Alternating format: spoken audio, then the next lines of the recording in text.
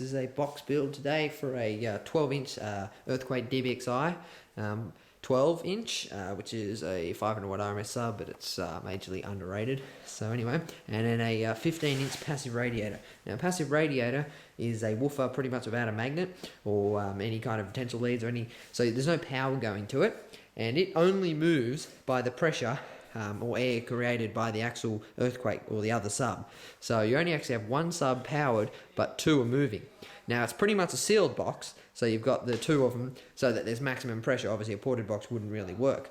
So anyway, we're going to build this today. I haven't built any of these types of boxes before, and I haven't really seen many other people actually build them, any of the big YouTubers. So anyway, so we're going to put this together. Got some 16mm, all of it's 16mm except for the actual bits where the subs are mounted. It's going to be double 16, so it's going to be quite solid, and also going to put a little bit of bracing in there, whatever, so there shouldn't be any major flex at all. So now we're finished cutting.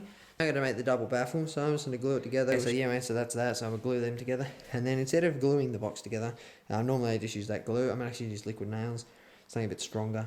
So yeah, it's the double baffles, both glued together. Really can't do much else now, so I'll leave it go for an hour and a half, 2 hours. Let that all dry. Got that there, nice and 90 degree.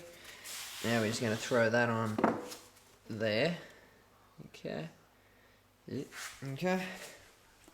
That'll go into there. Then I'm going to put the sides on, and the top will be last because I got to put the brace in and all that crap, and then silicone it up. Put that side on comfortably. This one I've only put 2 tack screws in, then I drill the holes in it, then I take the screws out, glue it up, and then put all the actual screws in with the glue. We've got it all constructed. It's actually quite strong. Yeah, the solidness of that. So I do need a brace. So yeah, I got an old single bed slats.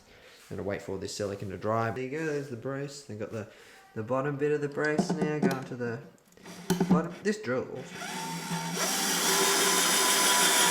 That's nice and strong, that bracing. Like, okay, pick it up by the bracing, and it ain't gonna move, and it keeps most of it pretty strong.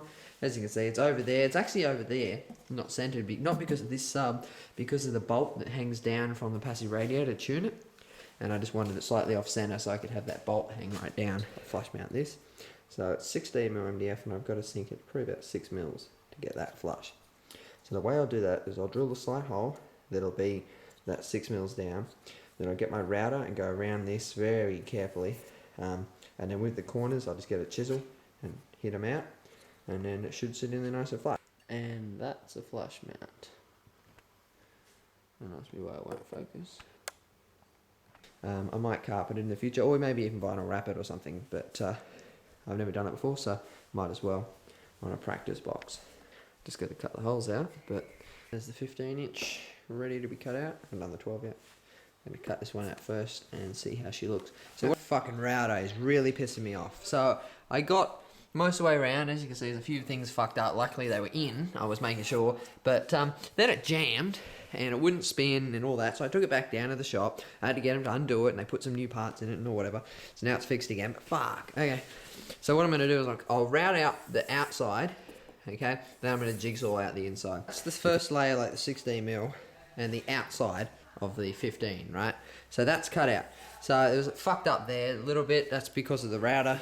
Not my fault at all.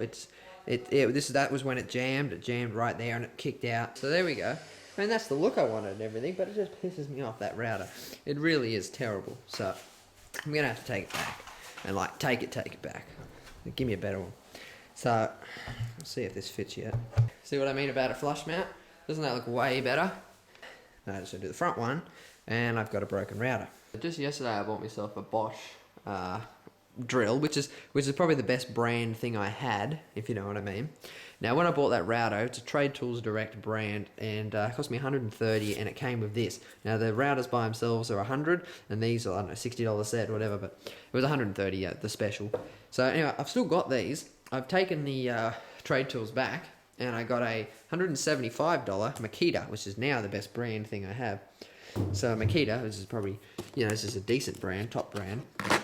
and 175. But instead of taking off 100, he took off the whole 130, including how much that was worth. So for 45 bucks extra, I've got a Makita now, which hopefully it won't break cutting some MDF. I've got the new Rabbit here. Now, it definitely cuts better. It's a lot stronger and all that, but it didn't come with a fucking circle jig. So I did that one, which it came out okay, you know, but really it's not that much better than I could do with my jigsaw. But obviously I can't do this with a jigsaw. So I'm not going to do it actually today. I'm going to just install the sub like this.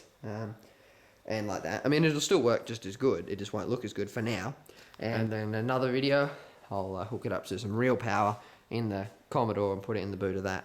So, yeah. Well, anyway, that's the build finished. And now we just get a little bit of bass. And I mean, everything can be sanded down to make this box look really good.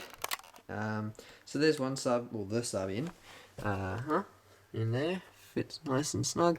Okay, and for the power wire for the sub, as you can see there, it's 8 gauge, but it's Sony. So it's really just like good 10 gauge. So doesn't matter. 10 gauge is still heaps for what it'll be getting. Yeah, here we go. This is kind of exciting. I've never heard, seen, used a passive radiator before. So, well, you know, no one else. I've never heard one in person. So on this power, I think it's getting 80 watts RMS at 4 ohm. As I said, for this video, this is all you're going to see, but in another video, I'll hook it up to some real power. There's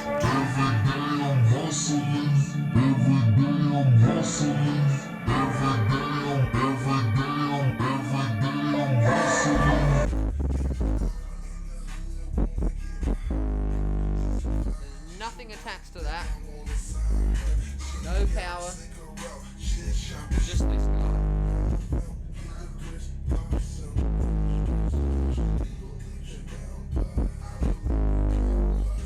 Touch 8 figures, stuff it in the bank, nigga.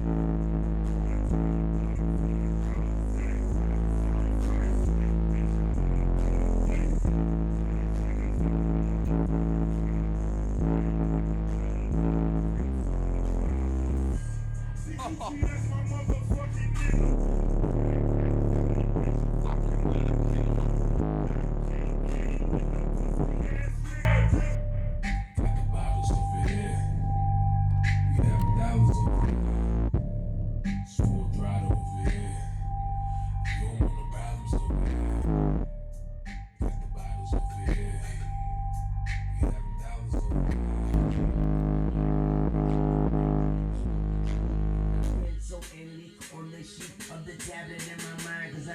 Shit, cause I ain't got time for that.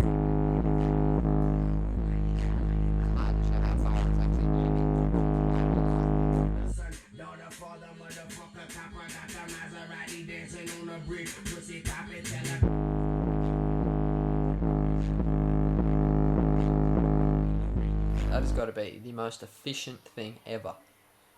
There's no port, and it sounds fucking awesome. Passive radiators for the win.